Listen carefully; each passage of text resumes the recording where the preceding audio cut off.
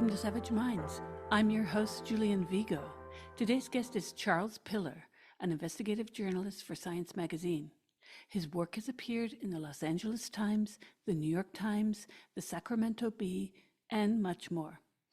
Piller has been honored with many national journalism awards and is the author of Gene Wars and the Failsafe Society. He has reported on public health, biological warfare, infectious disease outbreaks, and other topics from the United States, Africa, Asia, Europe, and Central America.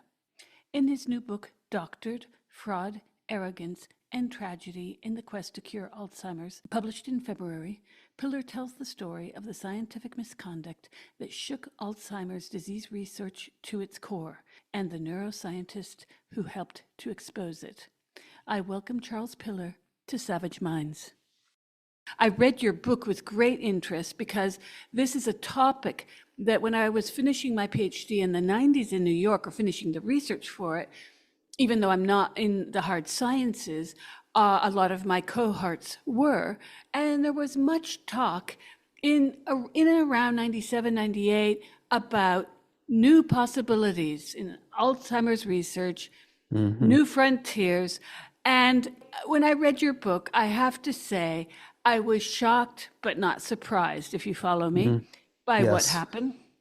And I would appreciate if you could begin with a basic explanation of how you got involved in this subject, even though you are known for your work in the field of science and your investigative journalism. This is a very dicey subject for reasons that we're going to hear from you about. Thanks so much for having me on the show. I appreciate it. I began my journey, multi-year journey of exploring research in Alzheimer's disease back in late 2021.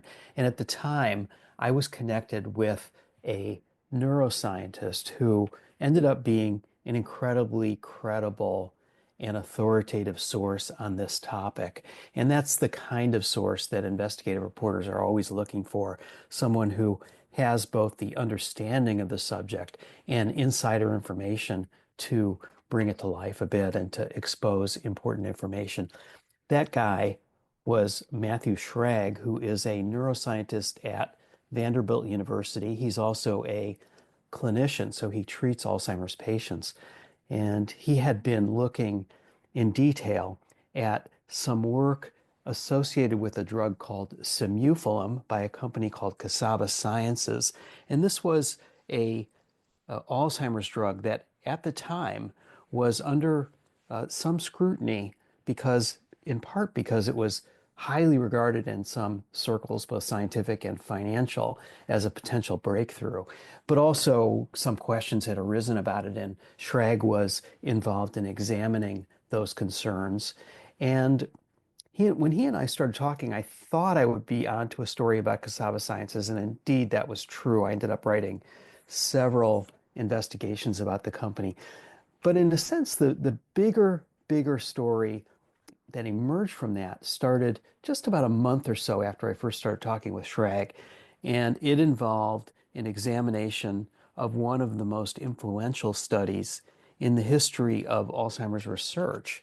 And this was a study that had been published in the illustrious journal Nature, which listeners may know is a journal that is one of the most important and famous in the world. And when you get a paper in Nature, you're bound to have some influence. So what he learned is that there seemed to be a lot of doctored images within this paper. In other words, the results of the experiment, which had been very influential in Alzheimer's research, appeared to have been based on possible misconduct. And that was the genesis of my journey towards the book Doctored. I was fascinated by how he discovered the doctoring of these images. Could you go over that? Because this is fascinating, truly. Yeah. So let me just describe briefly the kinds of images we're talking about to give listeners a little bit of visual context.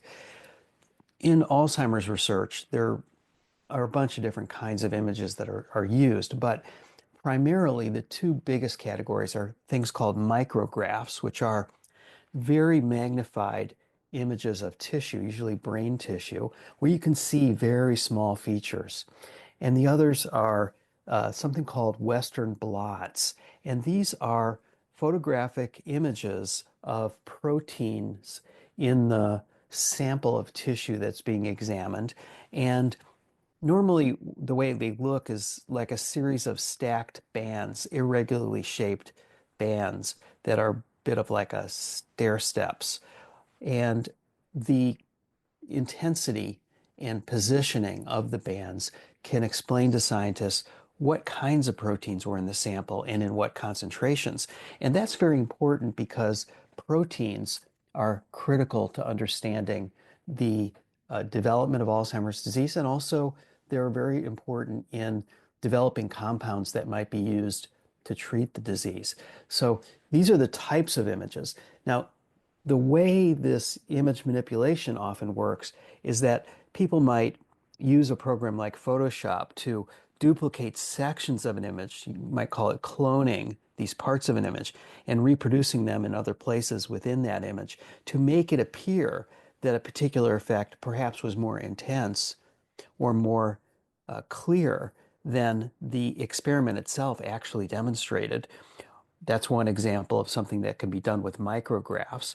This technique can also be used on Western blots where you can either erase or intensify the appearance of certain blots to make it seem as if certain proteins were present in a sample of tissue, whereas they may not have really been there, or reposition them in a way to make it seem like those proteins had a bigger role to play in the experimental outcome. And these are things that are very important for understanding the meaningfulness of an experiment.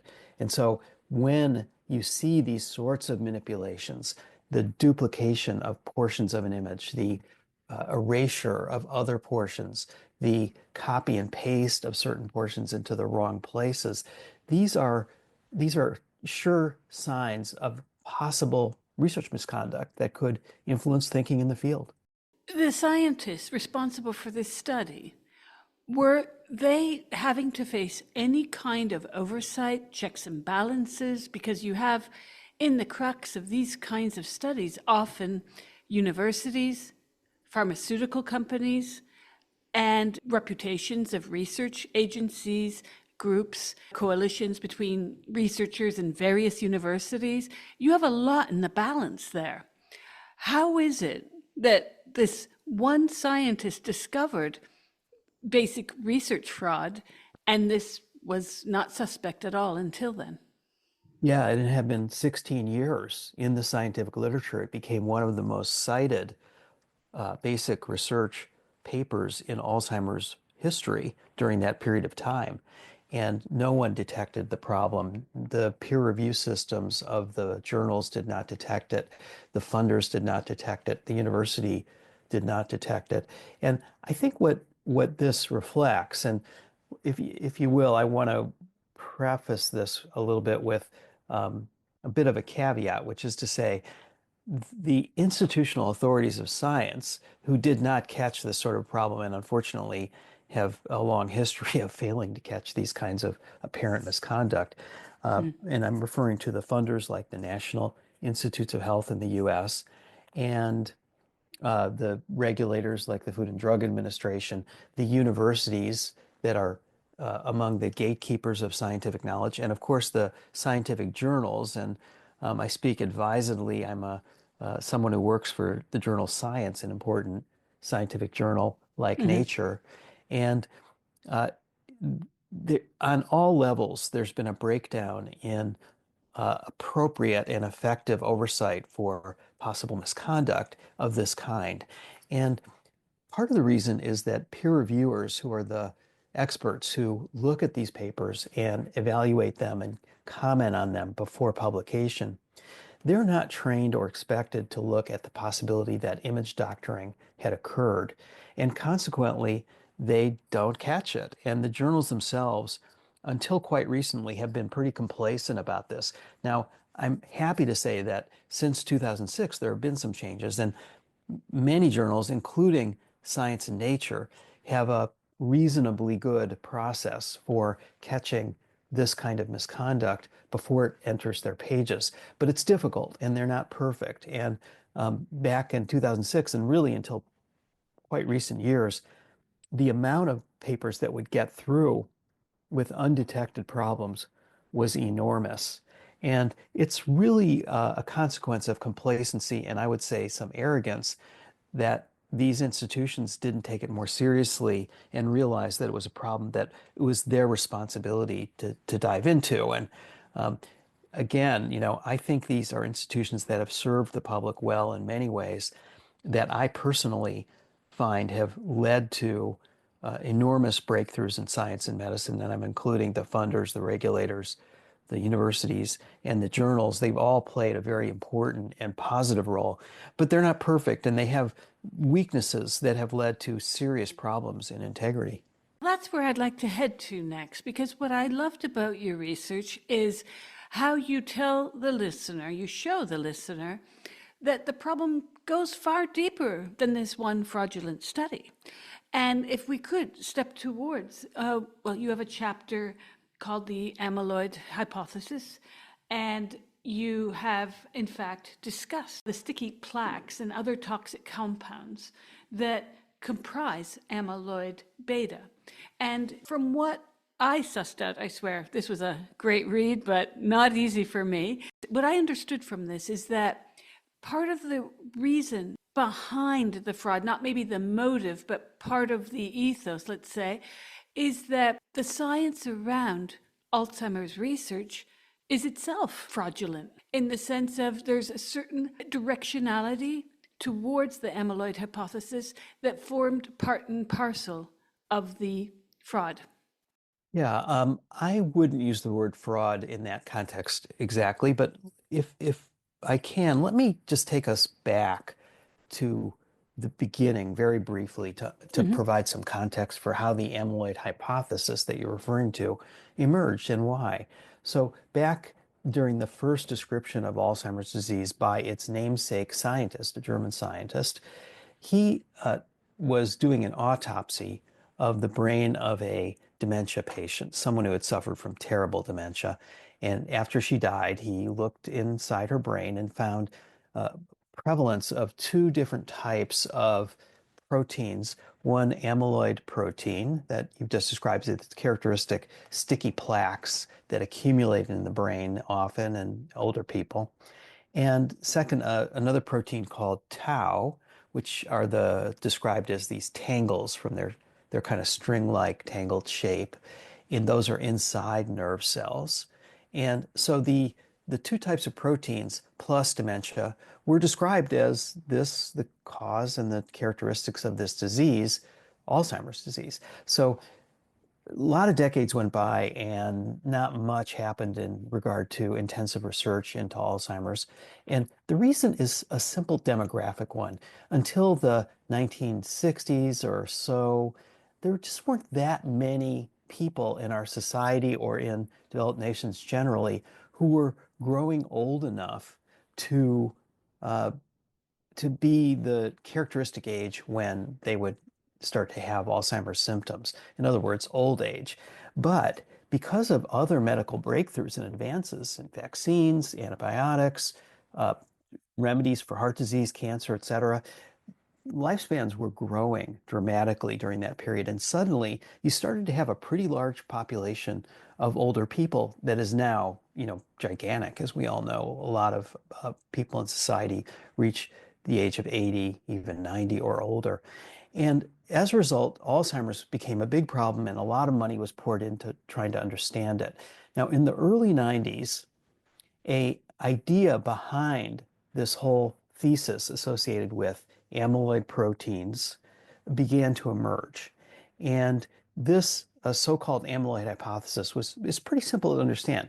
What it says is that there's an accumulation of these amyloid proteins in the brain, both generally considered to be at that time the sticky plaques, but also it's now thought that it involves other forms of amyloid protein that led to a series of biochemical changes in the brain that ultimately caused cell death and dementia.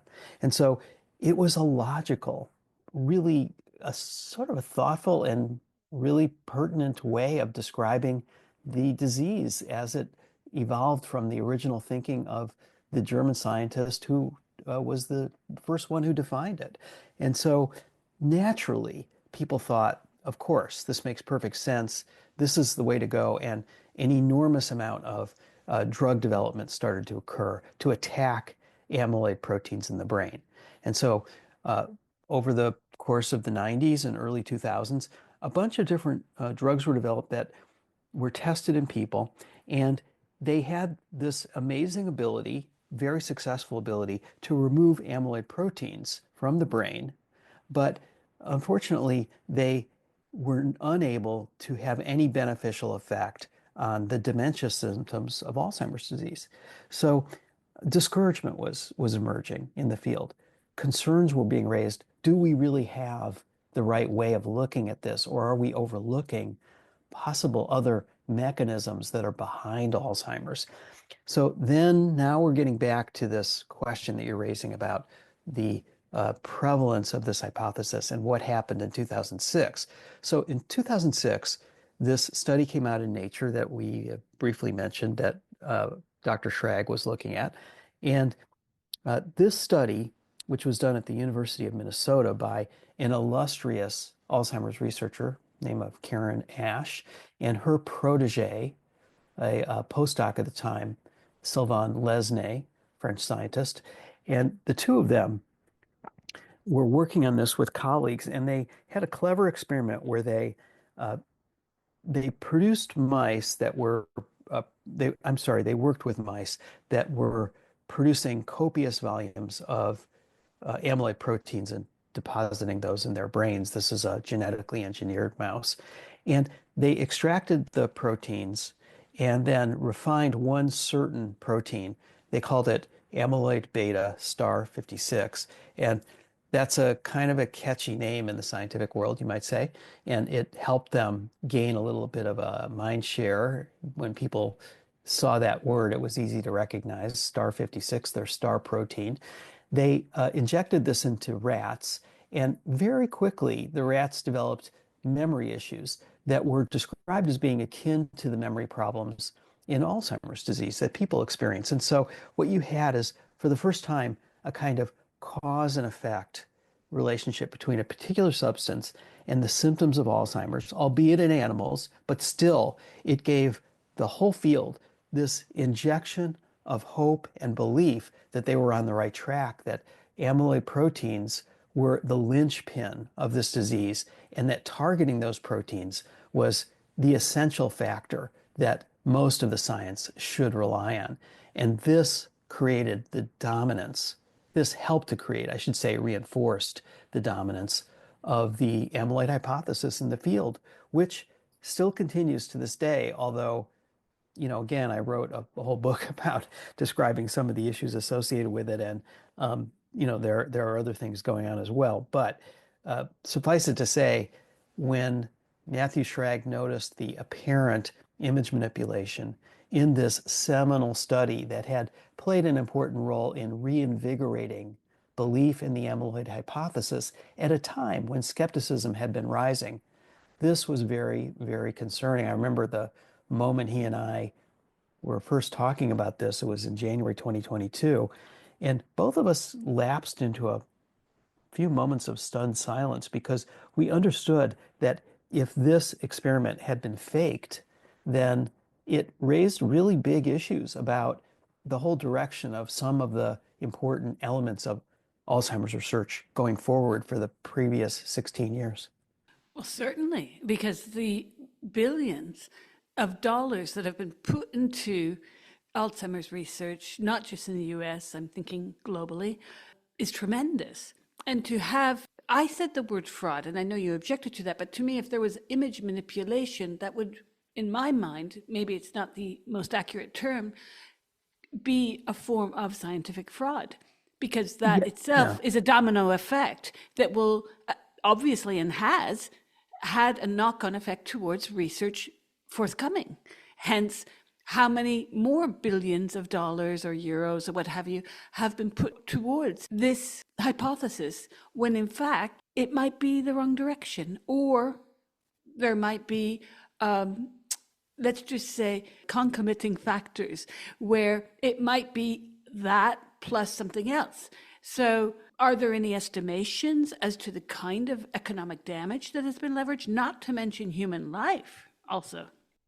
Yeah. So first of all, let me say I do agree the word fraud is important to use in certain contexts. And um, I would say that obviously there have been apparently fraudulent studies in Alzheimer's disease associated with the amyloid hypothesis. Hundreds, I would say, based on the reporting that I did for my book and that is detailed in the book.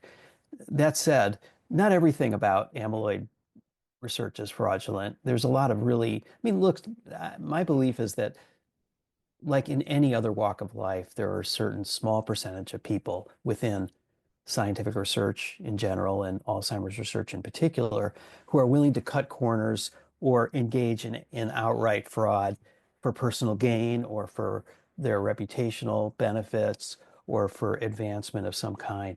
And uh, these these are the minority of things. So there is a lot of legitimate research in the field that is being pursued in good faith, even if it's headed in a direction that is not fruitful necessarily. It's something that we can't regard as the whole field as being fraudulent. But to answer your question directly, yes. I mean, I think to some degree it is based on fraud, and the economic costs have been enormous, as you mentioned. Many billions of dollars have been put into trying to prove out the amyloid hypothesis by federal governments, by private grant makers, by pharmaceutical companies who have been doing drug development. And there are a couple of recent drugs on the market that we can talk about that have been based on this anti-amyloid approach.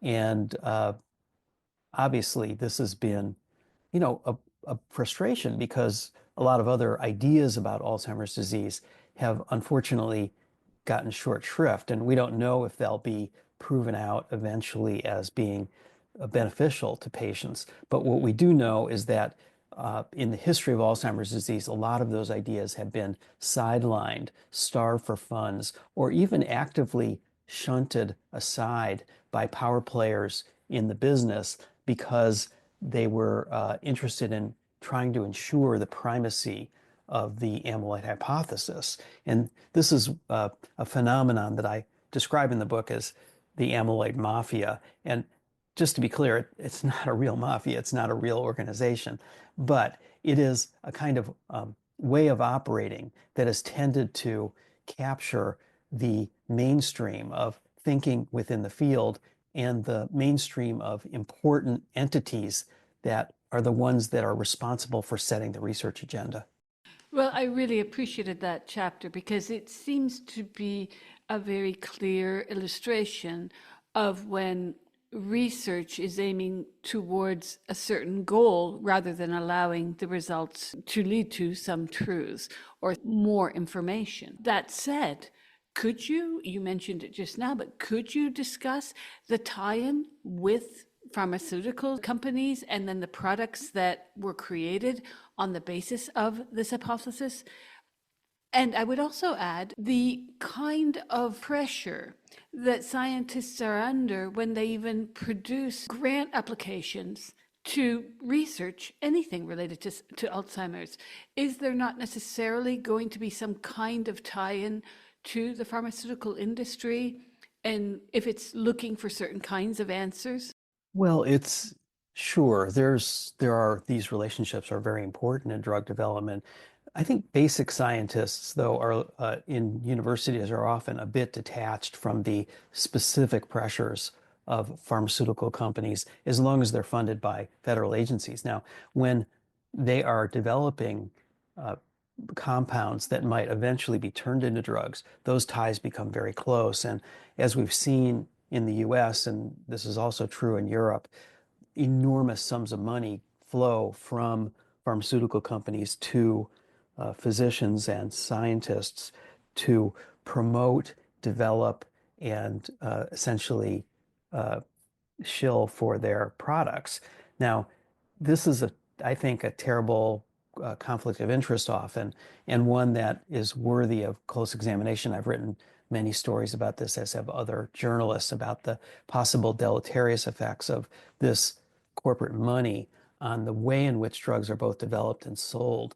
Um, that said, look, I think that a lot of the research that goes on is honest research, that people are people of integrity who are trying their level best to do something. They may be heading up the wrong path sometimes, but it's not based on the idea uh, of sort of deliberate subterfuge, except in these extreme cases that I'm writing about.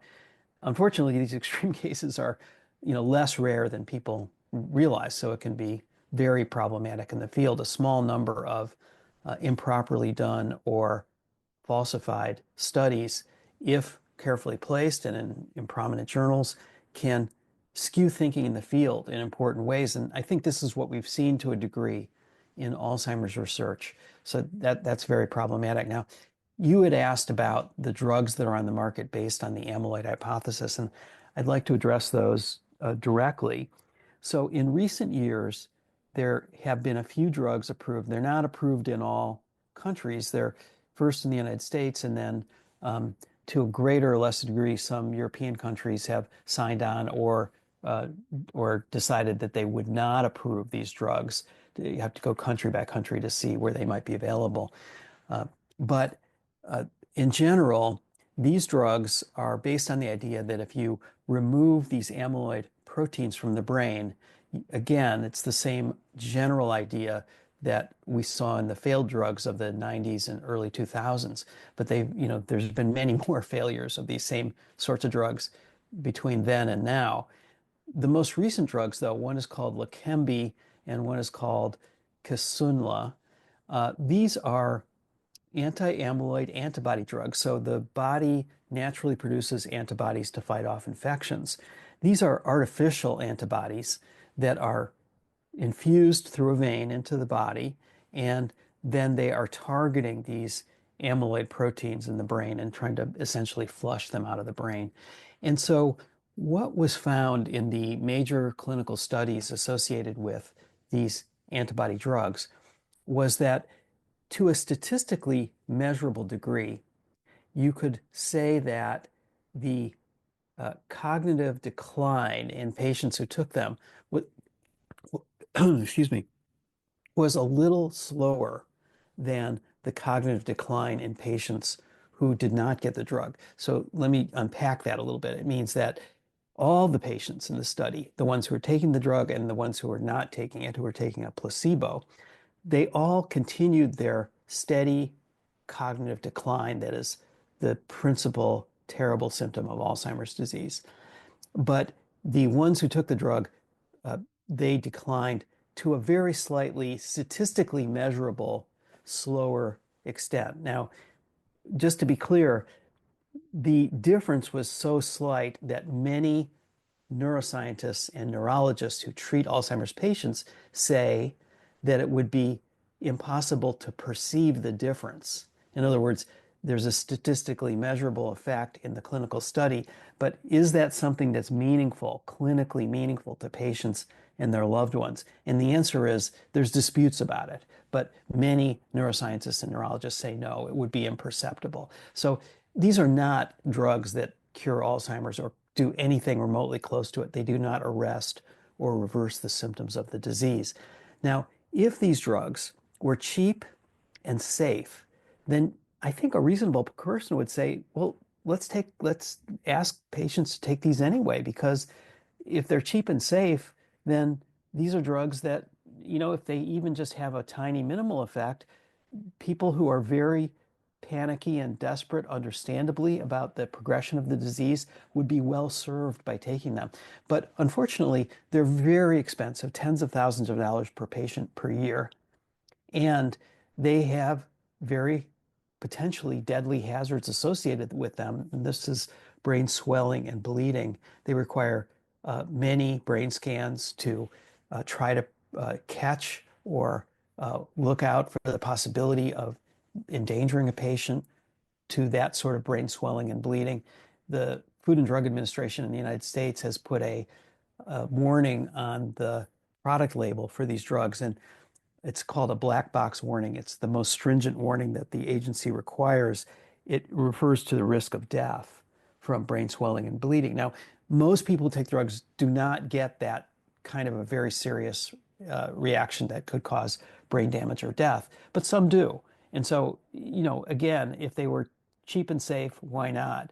But they're not cheap and safe. And so it raises questions about whether they're apparently quite minimal and perhaps imperceptible effects would be a good, smart move for patients. Well, one part of your book that I found quite interesting and well written, I love the way you write about one of the scientists involved in this and where he grew up in France, and you give a very pastoral image. But that chapter also goes into some of the problems of where professional goals, aspirations, ego get in the way of research. And I'm wondering if you could discuss that even in terms of Karen Ash, because was she the lead on the research? And if so, how is it that such ambition can lead to such disaster? And then what were the repercussions for these individuals? Sure. So you're referring to the two scientists who were the principal authors of this 2006 paper in Nature that Dr. Schrag found to have contained doctored images. And they were Karen Ash, this illustrious Alzheimer's scientist at the University of Minnesota, who had made many contributions to the field in prior years, and her protege, Sylvain Lesné, the French scientist. And so, their situations are pretty different. And let me describe how. Uh, Lesney, by all appearances, by all evidence, and this includes a close examination of uh, many other papers by him over the years where other apparent image manipulation problems emerged. And this was based on an examination by Dr. Schrag. And I should mention that Schrag, he does this image integrity work on his own time, not part of his university professorship at Vanderbilt, just as an aside. But what he found is that there were many papers that Lesney was involved in that had similar apparent image manipulation involved with them. And a lot of them were tied to this star protein I mentioned, amyloid beta star 56, further questioning the validity and the usefulness of that body of research. With Ash, who was involved in some of those other papers and other work with Lesney, it appeared to us and to me in writing the book that she had not personally manipulated images, that she was the supervising scientist on that famous study and she was integrally involved in others. But the images seemed to have been prepared by Lesney. And consequently, I would never blame Ash directly for having engaged in that sort of misconduct. Now, let's face it, if you're the supervising scientist and on your watch you have this kind of really terrible and some would say blatant manipulation of images and doctoring of the scientific data for an experiment, that you bear some kind of responsibility, even if you didn't directly do it. Obviously, at least she's guilty of a failure to adequately supervise that work in her own shop. And the other thing about it is that we have to be clear that Karen Ash benefited from this. Her career advanced greatly after that 2006 experiment was published in Nature. She got funding for various projects and additional fame and won awards associated with the work. So she really lavished, I'm sorry, that's the wrong word. She was lavished with praise, and she really reveled in that and enjoyed it and benefited from it. So with regard to her direct responsibility, I would say, people might say that she was not sufficiently vigilant in her own work in order to catch that. The situation, and I should say, so you asked about consequences. So I will explain that for Ash and Lesney separately in a minute. But just to say briefly with Lesney, it seemed very clear that he was, if anyone was behind this, he probably was, because so much of his work was involved. And what happened, the consequences of this, Karen Ash, after my story appeared in Science magazine in 2022, which was the first of a series of major investigations I did on this topic that eventually led to my book. When that story came out in 2022, of course, it was a big reputational blow to Ash, and ultimately she lost a lot of her funding and her staff. She stepped down from her post as the director of a major research institute at the university, and her whole scientific life was reduced dramatically. This was the consequence for her. And she, of course, retains her job as a professor at the university and continues to do her research, but obviously at a much lower pace and ebb because of her lack of staffing that resulted from the loss of funding. The situation with Lesney was different. He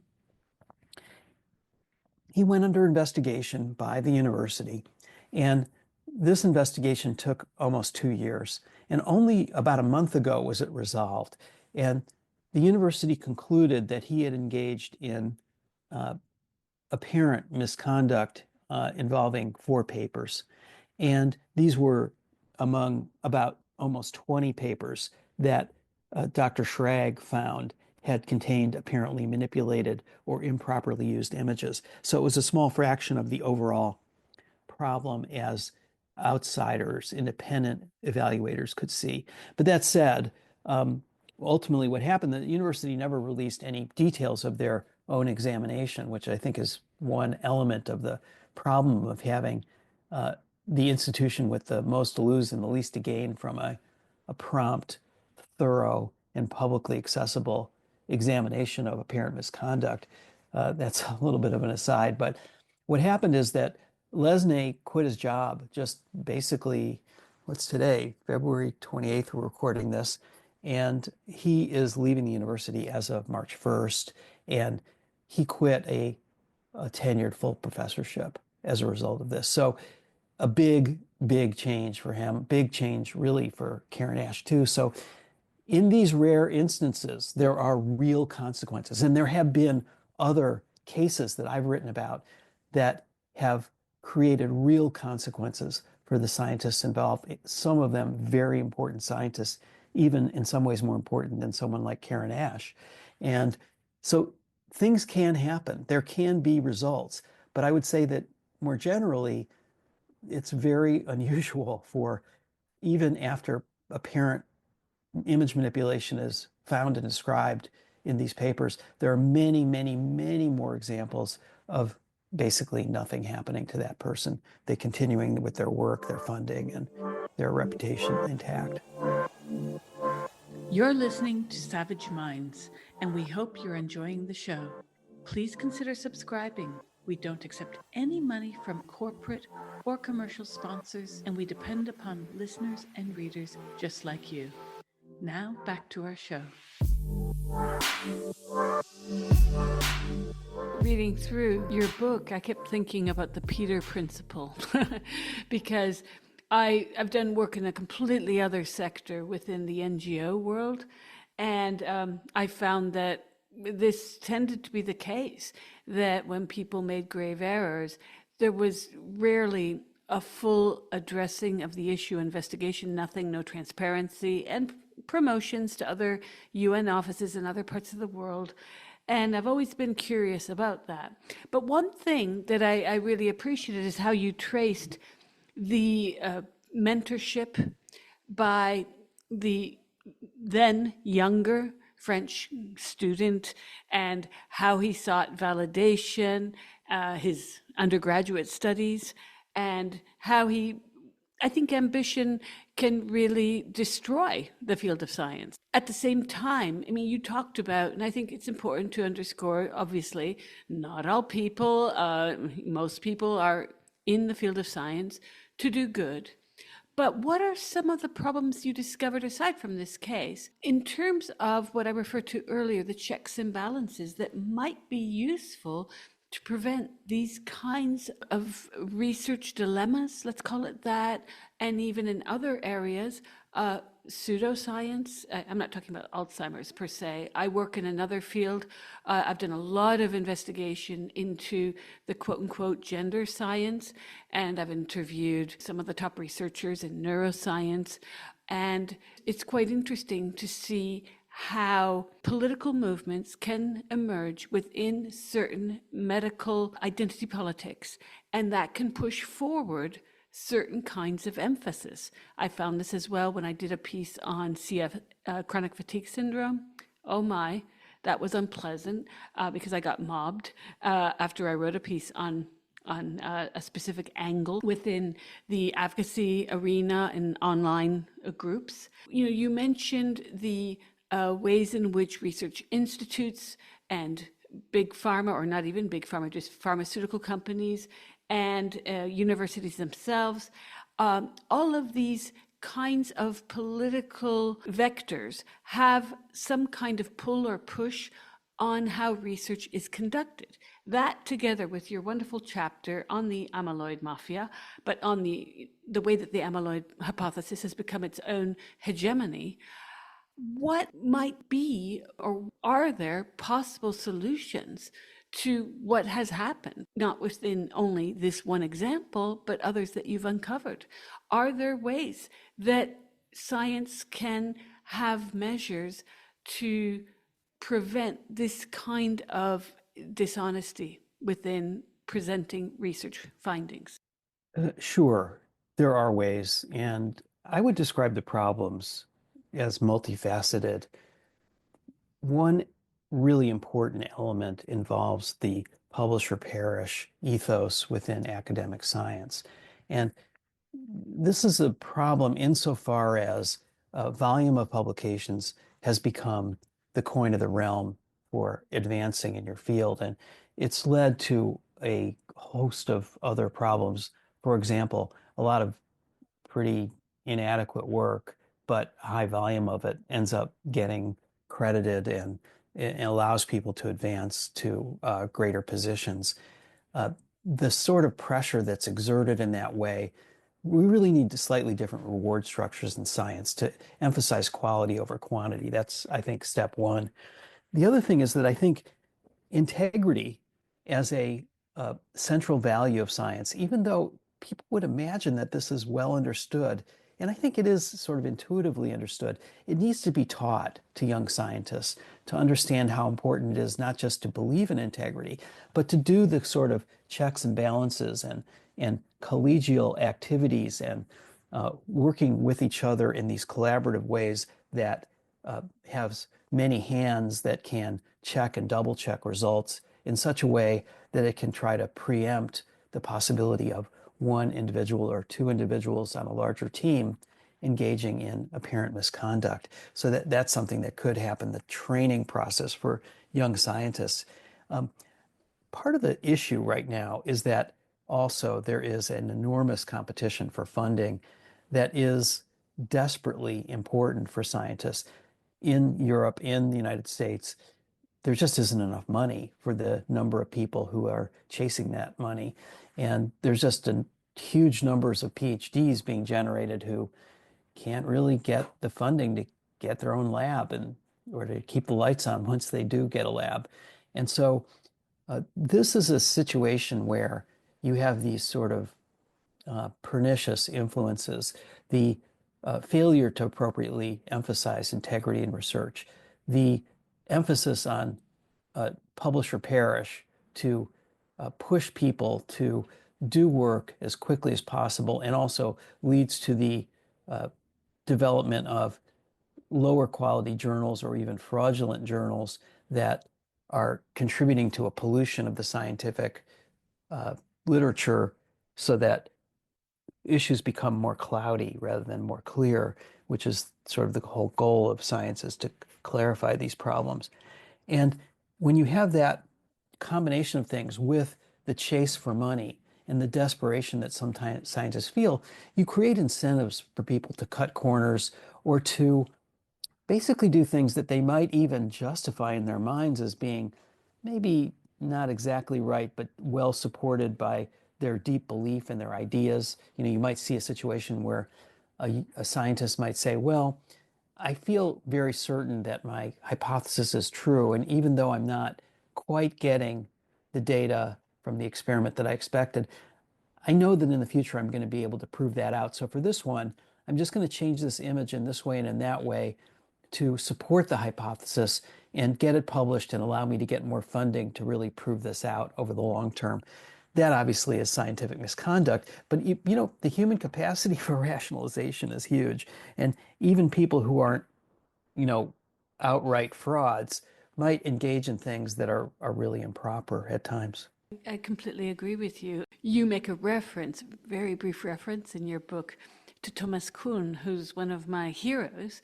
And I was wondering about your work in the book and what Kuhn argues for in The Structure of Scientific Revolutions, where therein he argued for this kind of episodic model in which periods of conceptual continuity and cumulative progress, which that he referred to this as periods of normal science, were interrupted by periods of revolutionary science.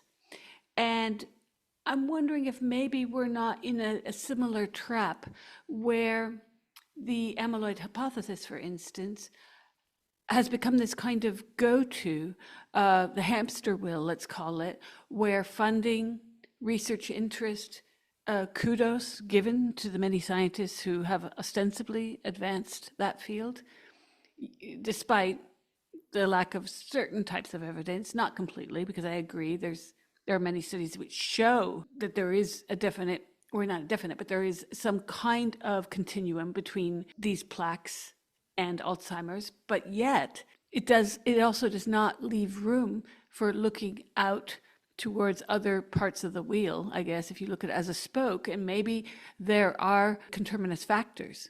Sure. I think that's a very important question and one that I've thought about a lot. So let me just say clearly that even the most vocal critics of the amyloid hypothesis believe that amyloid proteins play some role in Alzheimer's disease. And that's because they're just so obviously present in so many people who have the disease that it's unmistakable that there's something going on there. The, the question is not whether they have something to do with Alzheimer's, but whether they have everything to do with it, in a sense. And so there are many people who believe that there are other factors that play a role in Alzheimer's disease.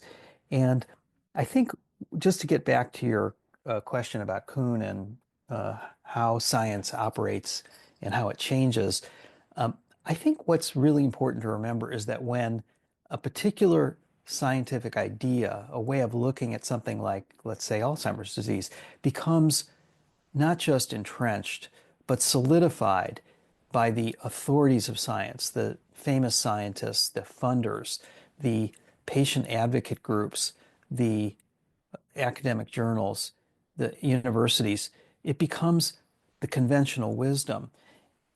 Regardless of what the experimental and clinical results might be, and in this case, they're extremely lackluster, I'm afraid, regardless of that, and regardless of even contradictory evidence, and there are contradictions to the amyloid hypothesis that I could talk about as well, but when it becomes entrenched, it becomes difficult to dislodge. The conventional wisdom is a powerful motivator, and when grants are evaluated based on adherence to that conventional wisdom, when uh, the authority figures in the field judge people for their contributions and promotional and advancement in careers, et cetera, based on their description and adherence to the hypothesis that's generally accepted, can be hard to dislodge. That said, there are a lot of new ideas and different ideas about Alzheimer's that had been given short shrift that are beginning to gain a little bit more currency as more and more people become more skeptical that the amyloid hypothesis is the be-all end-all for the ailment. And so those are encouraging signs. I can talk a little bit about those if you like as well. Sure. So uh, this is something that I think is very important, that people should understand that there's a lot of hope in the eventual cure for Alzheimer's disease, or at least treatments that are more effective than what we've got today. And some of the things that I'm looking at with great interest are there's a lot of research being done on the influence of tau proteins. I mentioned those are the tangles that are described in characteristic Alzheimer's disease. A lot of thinking is going into the degree to which those can be tackled and might be effective for developing remedies. Another thing that I think is very interesting is that the seemingly miraculous GLP-1 inhibitors, these are the drugs like Wegovy and others that are being prescribed for obesity, diabetes, and are thought to be potentially beneficial for a host of other human conditions. They are also considered to be possibly effective for Alzheimer's dementia. And there are clinical trials going on right now that we'll see the results of by next year that could answer some questions about whether they are potentially beneficial treatment for Alzheimer's. So that I'm very much looking forward to hearing the results of. There's also a lot of study going on related to this something called the infection hypothesis of Alzheimer's. And this holds that certain viral infections, such as something like herpes virus, which causes lesions, cold sores that resolve, and then the virus doesn't quite go away. It often hangs out in the body in different organs, including the brain, for years or decades. And some scientists think, and early research and lab research has shown the possible validity of these ideas, that these viruses may play a key role in Alzheimer's dementia. And in fact, there's clinical trials going on to treat those latent viruses. And those within 2-3 years, we should have some interesting results from those as well. So those are three strong examples of things that I think give us hope for the future. I just wanted to also mention that this is a very discouraging disease and a terrifying disease for millions and millions of people all over the world and for their loved ones. And people should remember that even though there is no supplement or exercise regimen or brain game that is going to prevent you from getting Alzheimer's if you're unlucky to eventually have the disease, what we know is that there are risk factors like high blood pressure, high cholesterol, sedentary lifestyles, or unhealthful diets that all are regarded as potential contributors, apparent contributors to the disease's onset and severity. And so people have some agency in their lives. By living our best lives, our most healthful lives, we can also have the opportunity to forestall or to mitigate to some degree the terrible effects of this disease. And I just want people to remember that that we do have power to have some influence over our lives in that way and benefit ourselves in many other ways at the same time. Yes, I'm reminded sometimes when I go on Facebook, for instance, there'll be ads, improve your memory with this app. You might have seen them. And I have to wonder if technology of this sort is not offering false hope as well, given are there exercises, is there diet that's definitively proven to help? I've seen do Sudoku, that'll improve your memory when you're old. Is there any hard science on this? I don't believe there is. I'm not an expert in all of those different ideas and techniques, but I would just say again that let's not reject all of those ideas completely out of hand, in part because taking care of yourself, being healthful, exercising your body and mind, this is good advice for all of us to live our best lives. And it can't hurt, and it might be beneficial in regard to forestalling the worst effects of Alzheimer's, again, should you be an unlucky person and have that disease late in life. You also have a chapter where you discuss the university's role in this. In fact, And at one point, I remember you approached one of a researcher at a university who it seemed she closed ranks and she tried to preempt your questions. And I'm wondering, is this par for the course when you're heading towards something that might put people's careers in jeopardy? Well, this is normal everyday life for me. Um, it can be very difficult to get people to engage. And my experience, so I should say that in regard to people who I'm writing about who may possibly have been engaging in improper activities, naturally my method as an investigative reporter is to make sure that there are never any surprises. So before I go to press with anything, I give the person who I'm writing about all of the information, all of the relevant information. This could include, in this case, a dossier of their work and all of the assessments being done by forensic image experts who were involved in helping me understand and assess the possible image doctoring going on. Also, I provide questions that are so detailed that there's no mystery about what I'm planning to write about. And I genuinely want their perspective, not just as a matter of simple fairness, but because I owe it to readers to make sure that there's some element of this that I don't understand that can get into the story, to make sure that they understand that I really was genuinely wanting to get the subject of the story's perspective into print and to ensure that the full story is told. Now, my experience, to answer your question directly, is that it's rare when those sorts of people will talk to me, very rare, because uh, usually I surmise they don't have a good story to tell. Also, they're admonished by their institutional authorities, like either the federal government or universities, not to talk to reporters in these situations. And I think that's very foolish, but it's just become increasingly the norm.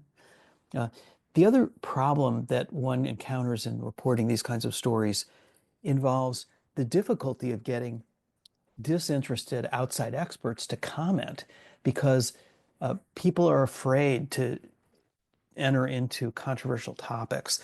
I'm talking about academics, officials, and others. Uh, Often I might have to try 20 experts to get a handful to comment on the record. It's not unusual at all. And I'm talking about world-class experts in these fields who are well qualified to comment on the problems that I'm examining, but maybe don't want to get involved in any controversies. Maybe they're worried about irritating or offending colleagues or former colleagues. So these are real problems in reporting, but you know what? You can always get over those problems and get through to tell the real story if you're dogged enough. The human effects from this kind of scientific malfeasance, have you been able to catalog some of those effects on human lives, even, let's say, test subjects for pharmaceutical studies? So the short answer is yes. It had when apparent misconduct or even fraud is associated with a particular trial of a drug, then the individuals who are involved in testing that drug, these are the subjects of a clinical trial, volunteers, all of them, are really being exploited improperly. I think the best example of that in my book is this drug that I mentioned, I think, at the outset of our conversation, a drug called Simufilm from Cassava Sciences. And this drug was developed based on science that was uh, apparently doctored, and there's ample evidence of that is so significant that, in fact, one of the chief scientists behind these studies was indicted last year by the U.S. Department of Justice for fraud. And this is so unusual for a scientist to be indicted for fraud. It just almost never happens. So that's, example of the basis, the scientific basis for the drug being severely challenged. But there were also a lot of other problems with the drug, including the FDA found really unreliable testing of clinical samples from people within the experiment, the clinical experiment. And the uh, company itself admitted cherry picking data to make the results of the drug look good when really they weren't supported by the evidence. So you had all of these kinds of issues with this drug that was carried through to its final completion in clinical trials, where it obviously, and to no one's surprise who was looking closely, failed. So the drug is no longer being developed for Alzheimer's because of all these problems. But in the meantime, lots of people made millions of dollars in profit from stock trades associated with the drug, with the company that was behind the drug. And executives of the company became very wealthy associated with their work in promoting and developing the drug. And yet, the patients who were instrumental to continuing this process of drug development under what seemed like very false pretenses, they were essentially being exploited improperly, not just because their time and trouble, but also because when you're in a clinical trial like that, you're precluded from trying out other experimental drugs that may be more promising. And so their opportunity to have their uh, chance to be part of the scientific discovery process and perhaps receive some benefits from an experimental drug were completely foreclosed by this episode. And it's tragic for those patients. Indeed, and on top of informed consent, which obviously is removed if there's any form of dishonesty. Now, I would like to ask you about something, and you might hate this question, but I cannot resist. In the age of post-COVID and the vaccine and follow the science and the various suits pending addressing some of Fauci's actions and decisions, even the soon to be, I guess, his hearing confirmation is set for next week, Jay Bhattacharya. He's been on the show twice, in fact. I'm wondering, oh, maybe I could throw in, there was a recent outbreak. There is a current outbreak of measles, I believe, in southern Texas. Um, we're living in an era where many people, not just in the States, feel that they've been hoodwinked by alleged political leaders with scientific authority, by pharmaceutical companies. I'm thinking of some of the accusations of cherry picking the research around AstraZeneca's COVID vaccine. The fact that many people are putting vaccine in quotes because of the quick rollout, the necessity to take it every 60 to 90 days, et cetera, et cetera. I've had Jennifer Sharp on the show who's discussed her film on this, quite interesting. And back to Kuhn even, it's interesting that we're living in an age where we have had the benefit of the Enlightenment, but yet witnessed political machinery sort of turning back the clocks. Why? There's many books to be written there, even from my field of cultural anthropology. Fear might be a place to begin, incompetence as well. But what are some of the crossovers that you might have thought about given the timing of your book when you wrote this book and that there was a lockdown and then the ramifications, which are quite severe from lockdown? As Jay mentioned on the show, the first time he came on, he cited a UN study that was conducted at the end, I believe, December 2020, where just in South Asia, there were documented cases as a result of lockdown, economic deaths in the tens of thousands of children. So I'm wondering if you've thought about this, I imagine you have, of where medical malfeasance meets incompetence, meets, in a way, the goodwill to help people out. Yeah. So let me just say that, I have written about COVID, but not the aspects of it that you're describing. And I like to try to stay in my lane because I don't want to present myself as an authority or a knowledgeable person on issues that I have not closely looked at. So I don't really have a specific comment about that, except to say that I I personally don't know Fauci. I have great respect for his work over the years. I know there's controversies about um, the whole origin of COVID, et cetera. These are not matters that I personally examined in my reporting, and I don't have any specific thing to respond to on that. I would say this, that I have written often about the problems and inadequacies and even at times corruption of institutional authorities of science. And I mean, the funders, the regulators, the universities, even the journals. And I work for a journal. So I've never held back in raising concerns about those things. That said, I would, my view, my considered opinion, for what it's worth, people can take it with however much salt they want, is that by and large, those institutions have served society very, very well, have produced enormous gains in human health and in the advancement of knowledge. And I very much support them. I abhor the slash and burn cuts that are going on in science and in health funding and in the administration of the federal health infrastructure in the United States right now by the Trump administration. I think it's very wrong-headed, and I think it's potentially disastrous if it continues unchecked. That said, these are institutions that have flaws and they have blind spots. They are sometimes arrogant and complacent about issues that I've studied closely, including conflicts of interest, including the lack of diligent and incredibly important work associated with misconduct and detecting and trying to eliminate it. And so I would say improve the organizations, yes. Hold their feet to the fire to do better. Yes, they have to.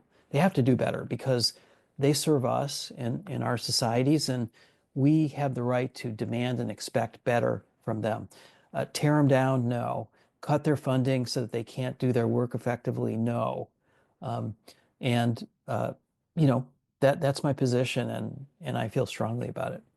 Obviously, the funding of these agencies is important. I guess what I was trying to get at with my previous question was the public distrust of these agencies because, well, COVID, not the disease necessarily, obviously, it's affected many people who lost loved ones, but the lockdowns, the mandates, they affected many people's lives. I'm doing a piece here now interviewing medical staff who lost their jobs over this, nurses primarily, some doctors, because they refused the jab. And I'm just wondering if there's a way that we could insist on, instead of cutting funds to these agencies, insisting on more transparency by these agencies, where you would not have more, because I'm very worried, I'm sure you've seen the figures, there's now heightened vaccine distrust. And I'm not talking about COVID, I'm talking about the regular vaccines. And although I'm sure some of the listeners might not agree with all these vaccines and they might follow what RFK Jr. has been saying, I I tend towards not. I tend towards thinking that these vaccines have served a purpose. And I'm just wondering if you've had any kind of thoughts about the ways in which there might be a better trust in public medicine. Because although your book deals with research, the crossover is how research puts the pedal to the metal in the public sector. Sure. Let me say, first of all, that I am a big supporter of vaccines. I do not share the concerns about the COVID vaccines. I think they've been generally very safe and effective. No medical treatment, no vaccine, no kind of anything you put in your body has some small possibility of causing harm. We all know that. But in general, I think those have been safe and effective. And I am a big supporter of childhood vaccination. I'm not an expert on these subjects, but from everything that I've seen and read, I find it tragic that we've got this situation from vaccine avoidance in Texas, where measles has seen a new outbreak there.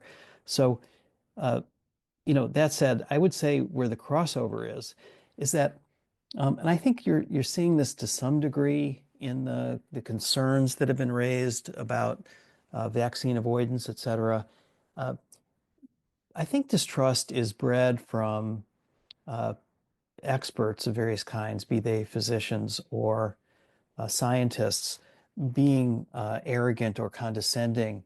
And I think people, those sorts of attitudes, which have unfortunately sometimes characterized some of the public statements that scientists and doctors have made. And I think this is very true in the Alzheimer's world, particularly with regard to people at the pinnacle of the research establishment, um, that this can breed distrust. So I think it's unfortunate, and I think there's a lesson to be learned, but I don't think honestly, I'm very sorry that there's so much distrust because I think a lot of what's coming out of the medical establishment is incredibly important information that should be taken to heart. And I do not agree with the vaccine avoidance. I don't agree with the uh, concerns about the COVID vaccines as being somehow ineffective or very dangerous. I know there are concerns about it, and I'm someone who likes to follow the research, and I think it should be continued to be studied. If there are side effects or um, issues with the vaccines that are potentially problematic or harmful, of course those should be given attention and looked at carefully. Um, that said, I think those vaccines were very, very important in reducing the overall impact of the pandemic. This is separate and apart from all the policies about lockdowns and everything else that I know are very controversial and are worthy of also a very close study and those sorts of conflicts within society and in science. This is how we move forward and learn from our experiences. Again, I'm not an expert in those socio-political issues, and I can't really give an authoritative view of what the impact has been. No, certainly. I was just thinking about the ways in which, let's say, dishonesty within research that you cover within your book could lead, and in fact, in certain ways, leads to a distrust of science. Not that everyone was affected by some of the malfeasance committed by these scientists who doctored images, let's say, but it just takes, as there's, Good Morning America runs a show on something and loads of people watch it. They're not paying attention to everything. And because one person did something really bad, they begin to rethink everything. And that's sort of what's happened. Very unfortunate when that happens, and understandable to some degree, given, what's happening in our media environment these days. Um, Very unfortunate. That's all I can say about that. I've had many debates with people about their thoughts over these issues because we're living in an age. I mean, we're very lucky. You said at the very beginning, we're living very long as humans, as a human race. We're living more than before. Obviously, medical conditions such as Alzheimer's and others arise, diabetes. These are situations that, on the one hand, are fortuitous, but they come with a trade-off for many, and that is declining health.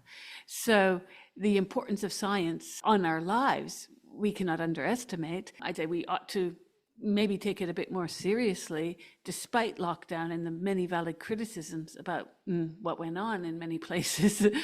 But is there some light at the end of the tunnel regarding Alzheimer's research? I mean, you mentioned that there's a study that ought to be published quite soon. What else have you heard on the horizon regarding this terrible disease? Yeah, I think that there's a lot of hope because there is a diversification of ideas and thinking that could add to the current body of knowledge and eventually result in possible remedies for the disease. There's a lot of thinking about the role of chronic inflammation, brain inflammation, that could be eventually very influential in understanding, if you can bring that under control, that you might have a beneficial effect on the development of dementia. This is one of many ideas that are percolating within the field. Unfortunately, because of the, uh, I would say, overemphasis on the amyloid hypothesis, and because of there is a limit to how much money is out there available to work on the disease. The combination of factors means that we have a long way to go to exploring those things. The things that I mentioned earlier, like the GLP-1 inhibitors, the antiviral approach, and some of the others, and indeed, thinking about our lifestyles, those are all things that have possibly more immediate results that could be beneficial in understanding and treating Alzheimer's. So those are what I think are the most important things to think about for now. Many other ideas on the horizon that could ultimately result in remedies or cures for the disease.